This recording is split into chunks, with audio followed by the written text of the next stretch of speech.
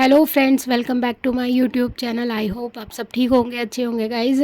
तो आज है ट्यूसडे का दिन, मंगलवार है आज। और आज ना मैं सोच रही थी कि मंदिर की जो है ना डीप क्लीनिंग कर लूँ अच्छे से, क्योंकि परसों से नवरात्रे लग जाएंगे बृहस्पतिवार से। और कल श्राद्ध है, आखिरी श्राद्ध है, कल अमावस्या है।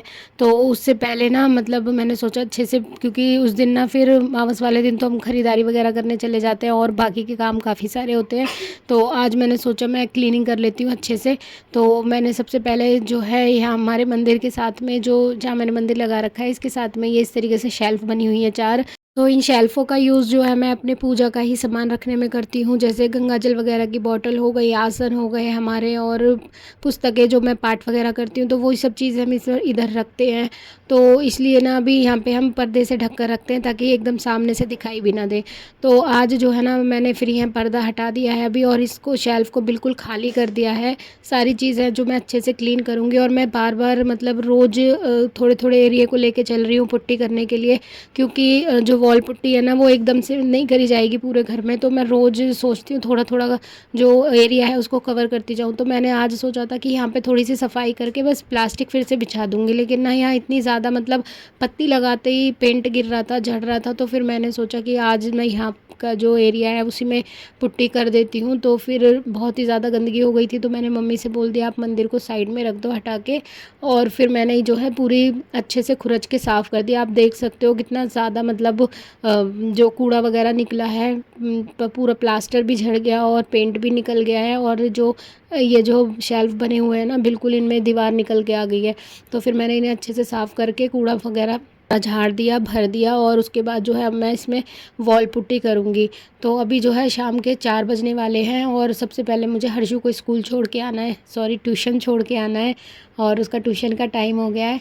तो उसके बाद आके जो है मैं इसमें वॉल पुट्टी लगाना शुरू करूँगी, क्योंकि एक बार फिर हाथ बिगड़ गए ना तो फिर दिक्कत हो जाती है। तो मैंने इतनी सारी क्लीनिंग कर ली थी। फिर मैं हर्षु को जो है ट्यूशन छोड़ आई, और ट्यूशन से आके फिर मैंने ये जो है वॉल पुट्टी बनानी शुरू कर दी। तो अब की बार मैंने ना 5 किलो का ही पुट्टी का पैकेट ले आई थी, क्योंकि मैं मतलब करते करते थक गई हूँ पुट्टी। घर में ना पूरे घर में इतनी ज़्यादा लग रही है, मतलब बहुत ही ज़्यादा। ये घर ना बहुत पुराने टाइम का बना हुआ है, तो यहाँ जब भी मतलब पेंट वगैरह होता है ना रिपेयरिंग में टाइम लगता है। तो फिर सोचा हमने कि कोई बात नहीं, करना तो है ही है। तो मम्मी तो ये सब नहीं करने देती मैं उनको ज़्यादा, क्योंकि उन्हें अस्थमा की प्रॉब्लम है। तो फिर मैं ही धीरे धीरे कर रही हूँ। और तो फिर बाद में मैंने धीरे करते करते, आप देख सकते हो कितने अच्छे से वॉल पुट्टी कर ली थी, एकदम सारा क्लीन हो गया था। और फिर 5 बजे, सॉरी 5:30 बजे जाके मैं हर्षु को ट्यूशन से भी ले आई थी।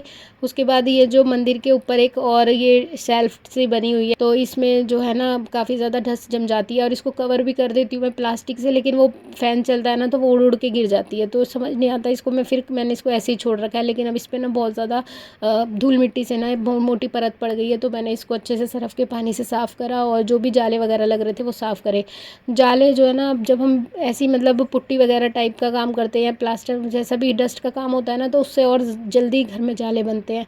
तो जगह जगह जाले हो ही रहे हैं। लेकिन अभी मैं सोच रही थी पेंट करने की इस वाले रूम में, लेकिन फिर मैंने सोचा कि अभी मैं 2 दिन के अंदर पेंट नहीं कर पाऊँगी, क्योंकि रिपेयरिंग भी करनी है, साथ साथ वॉल पुट्टी भी करनी है। अभी आधा कमरा बचा पड़ा है, अभी मैं इतने दिन में आधा ही कर पाई हूँ, क्योंकि और भी काम हो जाते हैं मेरे लिए, ऊपर के काफ़ी सारे काम होते हैं।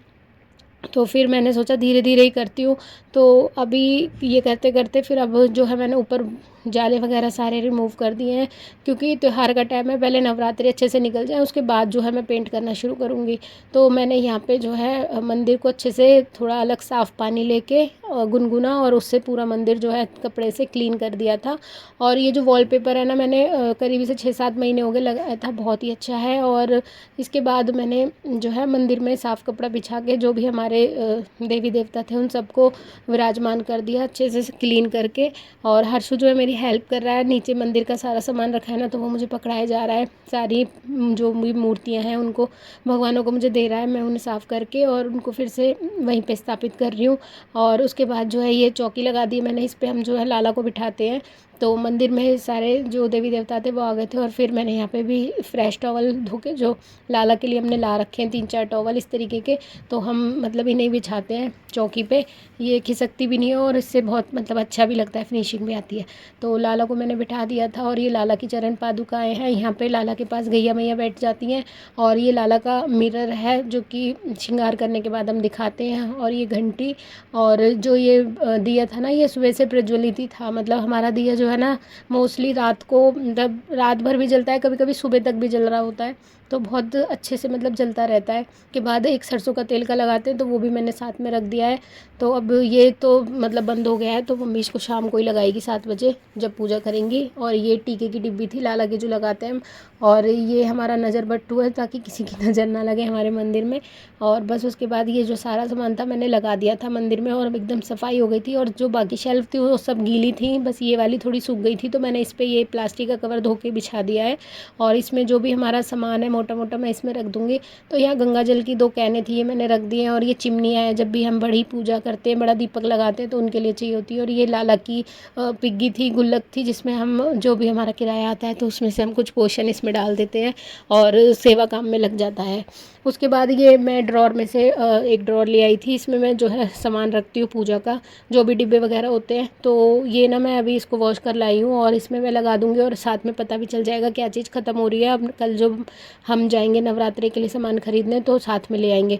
तो इसमें तिल, काले तिल, लौंग, इलायची, और ये जो इतनी सारी धूप बत्तियाँ हैं ना, ये देसी घी के साथ फ्री आती थी, तो इतनी सारी इकट्ठी हो गई हैं। ये पतंजलि का जो घी लेते हैं हम गाय का, उसके साथ ये फ्री आती थी। खैर अब तो बंद हो गई, लेकिन फिर भी बहुत सारे पैकेट जो है हमारे पास इकट्ठे हो गए, तो मैं थोड़ी थोड़ी इन्हीं को ही जला के ख़त्म कर रही हूँ। तो ये मेरा पूजा का सारा सामान है, जो भी है मैंने सारा से अरेंज कर दिया है, और देख लिया है क्या चीज़ है और क्या चीज़ लानी है। तो हम हवन वगैरह करते हैं, तो ये हवन की भी इसमें कई सारी चीज़ें थी। तो ये कमलगट्टे वगैरह हैं, तो अभी कल अमावस्या है, कल भी हवन करेंगे। और फिर हम रोज़ तो हवन नहीं करते हैं नवरात्रों में, लेकिन जो दशमी वाला दिन होता है ना, उस दिन हवन करते हैं इकट्ठे ही। फिर इसके लिए ना तो मैंने सारी चीज़ें देख ली हैं, चेक कर लिया है। और ये जो जल है ना, ये नवरात्रि में ही हम जो कलश स्थापित करते हैं ना, हम उसमें ही लौंग वगैरह और बहुत सारी चीज़ें डाल के इस जल को हम स्टोर करके रख लेते हैं। और 6 महीने तक, मतलब जब तक नवरात्रे आते हैं, तो जब भी हम पाठ करते हैं ना, तो पानी रख के और उसमें ये 2-3 बूंद डाल लेते हैं, और उसके बाद हम सब तीनों पी लेते हैं, मम्मी, मैं और हर्षुत। और मतलब इससे बहुत घर में पॉजिटिविटी रहती है, और हमारी हेल्थ भी बहुत अच्छी रहती है। तो और ये बॉक्स है, इसमें लाला का सारा श्रृंगार का सामान होता है, उसकी पगड़ियाँ वगैरह। लाला हेयर तो लगाता नहीं है, उसके 2-2 जोड़ी हेयर रखे हुए हैं। तो अभी बस सारा मैंने साफ़ करके रख दिया है, ताकि लेने में आसानी रहती है और पता भी चल जाता है कौन से वो। अब जो कई सारी चीज़ें ऐसी हैं जो लाला पहनता भी नहीं है, तो फिर मैंने उनको निकाल दिया। इसमें से काफ़ी सारी चीज़ें, मुकुट वगैरह ऐसे थे जो लाला नहीं पहनता है, तो मैंने उनको अब निकाल दिया। और इसमें से भी मतलब डीक्लटिंग हो गई। और ये जो है सिल्वर कॉइन्स हैं, तो ये सारे मैंने इकट्ठे करके रख दिए, अलग अलग रखे हुए थे। तो दिवाली पे हम पूजते हैं इन्हें, तो फिर मैंने अभी इनको एक जगह ही रख दिया है, सारे पोटली में बांध के। तो इस तरीके से जो है ना, आज लाला के जो मतलब सारी चीज़ों की सफाई भी हो गई। और ये तुलसी की माला है, और ये जो छठी पे लाला को पहनाए थे नजरिए और कमर तागड़ी जो बोलते हैं, तो वो अब उतार दी थी मम्मी ने। लाला को अनकम्फर्टेबल लगता था, तो अब उतार के रख दी।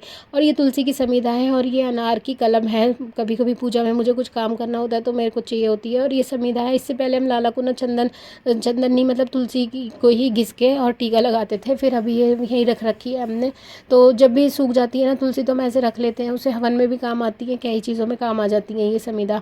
फिर मम्मी ने बनाए थे आलू के पराठे, बहुत ज़ोर से भूख लग रही थी, और काम करते करते मतलब 9 बज गए थे मुझे।